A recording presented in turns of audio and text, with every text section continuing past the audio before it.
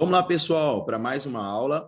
E agora nós vamos falar sobre um sermão textual. Na aula anterior, você viu sobre o sermão temático e agora nós vamos falar sobre um sermão textual. Como seria um sermão textual? Sermão textual, você pega um texto, um ou mais versículos e faz a divisão no próprio texto. Diferente do sermão temático, você pode pegar um versículo e buscar outros versículos, no sermão textual, você precisa ficar no próprio texto. No sermão temático, você pode pegar uma ideia, um versículo, você pode pegar uma palavra, uma frase e buscar vários versículos que possam ali para você desenvolver a sua mensagem. Mas no sermão temático, textual, você precisa ficar no próprio texto, ok? Então, no próprio texto, você faz a divisão dos seus tópicos, ok? Dos tópicos ali que você quer falar, né? Então, você pode também pegar um texto ali principal, dividir esse texto, usando ali os seus tópicos, os seus pontos, os aspectos, e você pode também buscar textos secundários para complementar esse texto que você dividiu, ok? Você vai ver isso na prática. Você pega, então, um versículo, faz as divisões deles com pontos, com os aspectos, com tópicos, e você pode buscar, então, texto secundário, mas você precisa ter um texto principal, e as divisões dos seus tópicos ali precisam ser dentro do próprio texto. Você não pode fazer como sermão temático, você pegar uma frase e ficar passeando toda a Bíblia. Não, no sermão textual você não pode sair do texto. Vamos lá? Quais são os pontos positivos do sermão textual? Os pontos positivos ajuda nos ensinos doutrinários, é fácil de se preparar, prende a atenção do seu ouvinte e oferece um conteúdo totalmente bíblico, ok? Ele vai ajudar nos ensinos doutrinários, porque a pessoa vai sair com mais conhecimento daquele próprio texto. Então, você pode usar para uma doutrina, para um ensino mais prático da palavra. É fácil de se preparar, porque você você faz a divisão no próprio texto, então é bem fácil, bem tranquilo de se preparar, e você vai ver isso. Prende a atenção do seu ouvinte, porque seu ouvinte vai ficar curioso para entender, dentro das divisões que você fez naquele texto, o que seria de fato a revelação, a conclusão daquilo tudo. E oferece um conteúdo totalmente bíblico. Por quê? Porque você não vai sair do texto. E no sermão temático você corre aquele risco de sair um pouco fora do texto, trazer conhecimento extra-bíblico, e aí pode prejudicar. Ok? Vamos lá. Só que tem os pontos de atenção. Eu não chamo nunca de pontos negativos, é só um ponto de atenção, porque se você tiver atenção nisso aqui, fatalmente você não vai ter problemas lá. Pontos de atenção. Obriga o pregador a buscar mais conhecimento. Precisa ter mais habilidade, não serve para todos os textos e exige um estudo cuidadoso do que você está falando. Por quê? Porque já que é um sermão textual, você não vai sair do texto, você precisa, então, ler capítulos anteriores, capítulos posteriores, você precisa ter mais habilidade, você já vai precisar buscar informações em alguns dicionários, saber de fato ali o que estava acontecendo na época. Então, você precisa. O sermão temático, para quem está iniciando, ou até mesmo para a gente que já está há um tempo pregando a palavra, é tranquilo também. Mas o sermão textual exige você um pouco mais de habilidade e de conhecimento de todo o texto que você está falando. Por quê? Você vai dividir um ou mais versículos naquele próprio texto, fazer ali toda a sua mensagem, suas divisões, seus tópicos, seus aspectos, enfim, como você chama as divisões, não tem problema. Entretanto, você precisa ter esse cuidado, esse ponto de atenção. Precisa buscar mais conhecimento, mais informações e ter a clareza. Não vai servir para todos os textos, ok? E exige um estudo cuidadoso do que se está falando. Vamos lá? Sermão textual na prática. Tema. Embora seja um sermão textual, você pode dar um tema para ele, não tem problema algum. O fato de ser um sermão textual, um expositivo, não impede você dar um tema para ele. O que vai diferenciar é a forma de preparação do sermão. Nós chamamos o sermão temático de temático, mas você pode dar tema para o sermão textual expositivo. A diferença é como você vai formar o sermão, ok? Então, o sermão textual, você pode dar um tema, o expositivo, você pode dar um tema. Eu dei o tema aqui para a minha mensagem, o código secreto de Deus.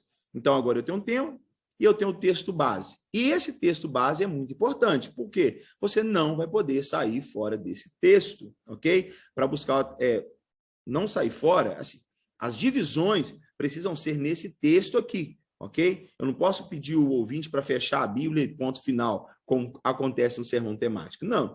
Aqui no sermão textual, eu vou ter que me prender esse texto, fazer todo o meu sermão nesse versículo que eu escolhi. Você vai entender isso agora de fato, como se faz isso. O Código Secreto de Deus é o meu tema. O meu texto base é 2 Crônicas 7,14, que é: se o meu povo que se chama pelo meu nome se humilhar, orar, buscar a minha face, se converter dos seus maus caminhos, então eu ouvirei dos céus, perdoarei os seus pecados e sararei a sua terra. Ok? Vamos lá?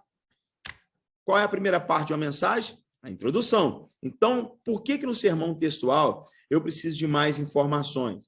Eu preciso de mais habilidade? Porque eu preciso saber em que contexto está o versículo que eu acabei de ler para a igreja, para o seu grupo de célula, o seu estudo, no seu curso de doutrina, enfim, aonde você estiver ministrando, ok? Eu preciso saber do contexto. Eu acabei de ler um versículo, mas eu preciso saber o enredo, o contexto do que está se passando nesse versículo por causa das divisões que eu vou fazer. Então, a minha introdução, o que é a introdução? É um resumo, um pequeno resumo de tudo que eu li ou de tudo que está se passando. Então, 2 Crônicas 7,14 é o enredo e o contexto de quando?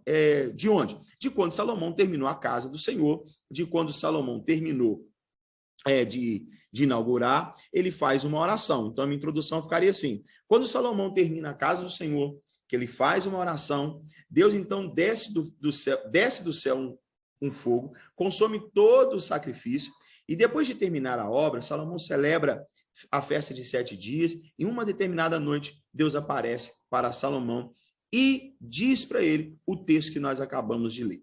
Ok? Então, qual é o enredo? Qual é o contexto? Eu já tive que buscar essa informação. Foi no dia que inaugurou o templo, a casa do Senhor. Salomão ofereceu sacrifício ao Senhor, desceu um fogo do céu. Salomão orou ao Senhor. No 8º dia, ele despede o povo, todo mundo vai para casa. Salomão, então, numa noite, Deus aparece para Salomão e diz para ele esse texto que nós acabamos de ler. E olha só, agora eu preciso fazer com uma frase de transição, com suavidade, para que eu vá para o desenvolvimento e continue prendendo a atenção do meu ouvinte. Agora, lembra que o sermão textual é um sermão que ele prende a atenção do ouvinte? Então, essa frase de transição precisa ser uma frase que vai trazer curiosidade e vai despertar interesse no meu ouvinte, que ele fique atento ao que eu quero dizer. Olha só a frase de transição como ficaria. Deus deixou uma senha, Deus deixou um código. Caso algum dia faltasse chuva, houvesse gafanhoto, tivesse peste sobre a terra, se acontecesse isso, era para Salomão usar esse código ou essa senha. Aonde está isso aí? No versículo de número 13 de Crônicas 7,14, tem o versículo 13 anterior, que Deus diz assim: se eu fechar os céus, não houver chuva, ordenar os gafanhotos que consumam a terra, ou enviar a peste entre o meu povo, Deus deixou um código. Quando eu falo isso para a igreja, eu vou citar a igreja porque é mais comum, mas você pode usar o sermão em qualquer área, né? No evangelismo pessoal, você pode usar no grupo de célula, você pode usar num culto de ensino, de doutrina, enfim. Deus deixou um código. Você vai concordar comigo que a partir do momento que eu falo assim que Deus deixou um código, todo mundo agora já cria expectativa. Eu quero saber esse código, eu quero saber essa senha. Eu quero saber essa senha, eu quero saber esse código. Eu já prendi a atenção do meu ouvinte dentro do texto, eu disse para ele que tem um código que Deus deixou para Salomão. Essas pessoas, quem está me ouvindo, vai querer saber esse código. E aí eu passo para o meu desenvolvimento, onde eu vou colocar os tópicos, os itens, os aspectos, ok? Vamos lá? Desenvolvimento. Como é que vai ser meu desenvolvimento? Eu dividi o versículo em 8 pontos. Em 8 pontos. Veja, sermão textual, eu não saio fora do texto, então eu divido o próprio texto. Qual seria a divisão? Se o meu povo humilhar, orar, buscar minha face, cometer seus maus caminhos, ouvirei do céu, perdoarei seus pecados, sararei a terra. Aqui é todo o desenvolvimento da minha mensagem. Se o meu povo, o povo de Deus, o povo escolhido, a nação santa, eu já busquei um texto secundário que é Pedro, nação, sacerdócio real, o povo adquirido. Se humilhar, nós precisamos se humilhar. Tiago disse, não me falhe a memória, humilhar debaixo da potente mão do Senhor, que ao seu tempo ele vos exaltará. Deus abate soberbo, mas ele exalta o humilde. Olha a importância de humilhação. Orar. Veja que uma vez os discípulos chegaram perto de Jesus, eles não pediram para Jesus assim: Jesus, me ensina a curar um enfermo, a expulsar um demônio. Não. Tamanha era a dificuldade que eles falaram: Senhor, me ensine a orar, porque a gente precisa aprender a orar. A oração é a nossa comunicação Quarto ponto, buscar a minha face. Olha isso. Gente, isso fala de relacionamento, fala de intimidade, isso fala de secreto. Deus falava com Moisés face a face, pelo nível de intimidade, pelo nível de relacionamento. Veja que eu estou buscando textos secundários. Jesus falou em Mateus capítulo 6, entra para o teu quarto, fecha tua porta e ora ao teu pai que está em secreto. Veja, buscar a minha face. Quinto ponto, converter dos seus maus caminhos. Gente, isso é arrependimento, a gente precisa se arrepender. Olha a mensagem de João Batista, arrepender do que é chegado o reino dos céus. Olha a mensagem de Jesus, arrepender do que é chegado o reino dos céus, ok? Fazendo isso, gente, se o meu povo se humilhar, orar, buscar minha face, converter dos seus maus caminhos, então o quê? Deus vai ouvir do céu, porque ele sempre ouve os seus filhos. Jeremias 33:3, outro texto secundário. Clama a mim, responder-te-ei, anunciar-te-ei coisas grandes e firmes que ainda nem sabe. Jesus falou assim, que se nós sabemos, sendo maus, sabendo dar coisas boas aos filhos, quanto mais nosso Pai que está no céu nos daria o Espírito Santo, ou seja, Deus sempre nos ouve. Perdoarei os seus pecados. Gente, olha isso, a importância da confissão, de buscar o Senhor. Quando você errar, não vai embora, vem para perto, peça perdão, se arrependa, então Deus perdoa os seus pecados. Oitavo ponto, a cereja do bolo, ele vai sarar toda a terra. 8 pontos eu dividi. Então, 5 atitudes minhas, traz também 3, perdão, deixa eu melhorar isso aqui. Vejo que dá para dar um outro tema em cima desse próprio tema, ok? 5 ações minhas causam 3 reações extraordinárias de Deus. 5 ações minhas trazem 3 reações extraordinárias de Deus. Se o meu povo, que é o povo dele, que sou eu, humilhar, orar, buscar minha face e converter dos maus caminhos, ações minhas traz 3 reações deles. Ouvir do céu, perdoar pecado e sarar a terra. Veja que eu não saí do texto, eu fiz a divisão no próprio texto, ok? E agora o código. Vamos lá? A conclusão. Então, se por algum motivo você está vivendo céus fechados, veja, céus fechados, perdendo o que plantou, porque deu por causa do gafanhoto, está desanimado, sem força física, por causa da peste, está na hora de usar o código que Deus deixou. Qual o código? Humilhar, orar, buscar minha face, converter dos seus maus caminhos.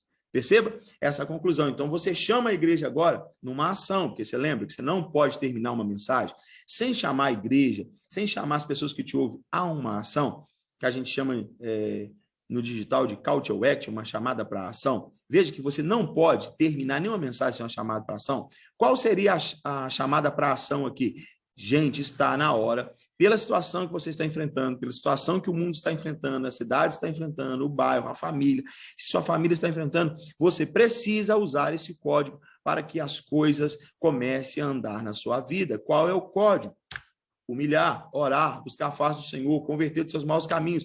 Vamos usar esse código, vamos nos arrepender, vamos fazer um tempo de oração, vamos nos humilhar na presença do Senhor, sempre a chamada para ação. Quem for para casa, depois de ouvir essa mensagem sua, vai para casa, pensando na vida, pensando na história que ela está vivendo, pensando no que ela está enfrentando, ela vai dizer, gente, está na hora mesmo, eu preciso ir para casa, preciso ter mais relacionamento com Deus, preciso orar, preciso abandonar as práticas que eu estou vivendo, eu preciso ter um tempo de intimidade com o Senhor, eu preciso me humilhar mais. E agora, como eu chamaria? Porque o final de tudo é a alma se rendendo aos pés do Senhor. Como é que eu chamaria essas pessoas que não receberam Jesus ainda, para receber um culto evangelístico? Você que está enfrentando céus fechados sobre a sua vida, você que está você está enfrentando momentos de perda, você luta, você conquista, mas quando você olha para trás, você só tem perdendo. Você que está desanimado, está fraco, fadigado, cansado, oprimido, venha para o Senhor hoje, para você aprender também a usar esse código e você ter tudo isso que o Senhor prometeu, para que Ele te escute, para que Ele perdoe seus pecados, para que Ele sare a sua terra. Veja, esse é um sermão textual. Resumindo, então, o sermão textual. No sermão textual, você pega um texto, um versículo e faz a divisão. Os pontos positivos, ele ajuda nos ensinos doutrinários, é fácil de preparar e prende a atenção do ouvinte, e o conteúdo totalmente bíblico. Pontos de atenção, obriga o pregador a buscar mais conhecimento, precisa ter mais habilidade, buscar mais informações, e não vai servir para todo o texto. E aí nós vemos o sermão na prática. Eu tenho o tema, o texto base, a introdução, o desenvolvimento e a conclusão. Deus abençoe você e a gente se vê aí na próxima aula.